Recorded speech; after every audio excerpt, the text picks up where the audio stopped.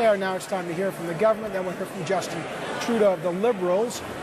Joining me now, the new Heritage Minister, Shelly Glover, is here, and good to see you, Minister, on the program. Nice to see you too. All right, Thomas Mulcair was on the program, and he said there's nothing much in this. It's a thin speech from the throne, and he also said, and I'll read it, he said all these are promises from the NDP, pay to pay, no-cost banking, payday lenders, roaming costs, Canada-US price differentials. They go on and on. Did the government rip pages out of the NDP playbook? Those are sour grapes, Evan. We have put forward at least a dozen consumer measures since we took power in 2006, and the NDP has voted against every single consumer measure put forward. We're continuing on the same path we've been on for a long time. We care about reducing costs for consumers. They care about raising taxes. We care about pay-to-pay, to be fair, was introduced by the NDP, and your government voted against it.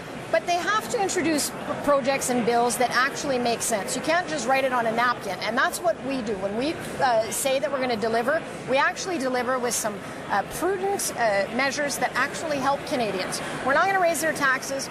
We care about the fact that we want to reduce their costs, and we want to give them choice. Some are saying this doesn't sound very conservative. It sounds like you're regulating private business. I spoke to some CEOs who are like, wait a second, they're going to regulate banking fees, they're going to debundle television channels, they're going to enforce some price differential. Is this a kind of wage and price control? How does that justify being conservative when you're not letting the market determine? Well, the market does determine much of this. Listen, we want to give choice to Canadians. We want to make sure that they don't get frustrated by the restrictions that they see. We want to make sure that when they are buying their products, that they actually get the best deal possible. The market does a lot of that. But how do you tell cable companies, here's, you can't do this? Isn't that regulation with the market? If you want to justify that, fair enough. But is that typical conservative policy? Well, the way we do it is we make sure that Canadians seize the moment and they actually get some projects that allow them to have choice. And we open the market. How do we open the market? We increase trade. I mean, we have a number of measures in this speech from the throne that talk about providing more economic opportunities to Canadians, allowing the market to banking, expand. If you're talking about banking, would you open up trade? Would you open up the banking market? If that's the theory, you could do to banking what you've done to telecom. World Economic Forum says we have the absolute soundest banking system 6 straight years in a row. So we are on the right track. We're going to continue to do as we're doing. Conservative-minded people believe that this is the right track for the future prosperity of our children. And we're going to continue to do that so that Canadians can have a future in this country. All right, but you're regulating banking and you're trying to open telecom, so I'm trying to discern that. How about the lac mégantic? The mayor was here. You just heard Thomas Mulcair. Why didn't the government commit to paying for more of the cleanup? Well, lac mégantic, first and foremost, I was so pleased when the Governor-General took a moment to respect all of those who were lost at lac mégantic and that terrible disaster.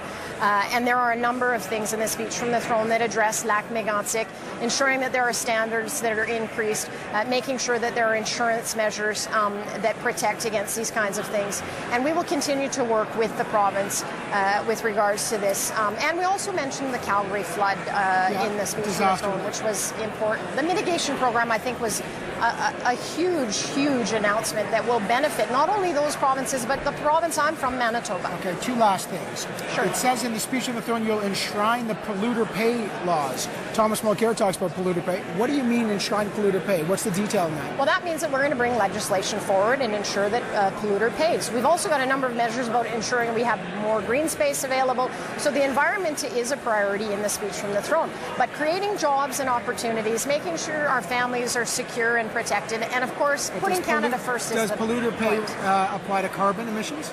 Polluter pay applies to exactly what it says. The polluters, they will pay. And finally, last question, First Nations. Was there there was a mention of the murdered and missing Aboriginal women? I spoke to the AFN National Chief Atleo. He wants a national inquiry. Is there going to be a national inquiry on that or no?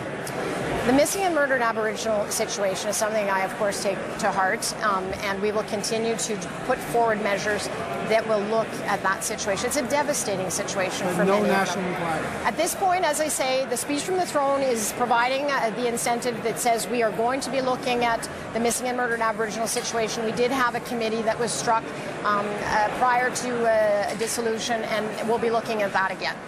Shelly Glover, the new Heritage Minister, good to have you on the program, giving the government's reaction to the speech from the throne after the opposition reaction. Thanks for joining us, and I'll look forward to more conversations. For sure. Thanks for having me.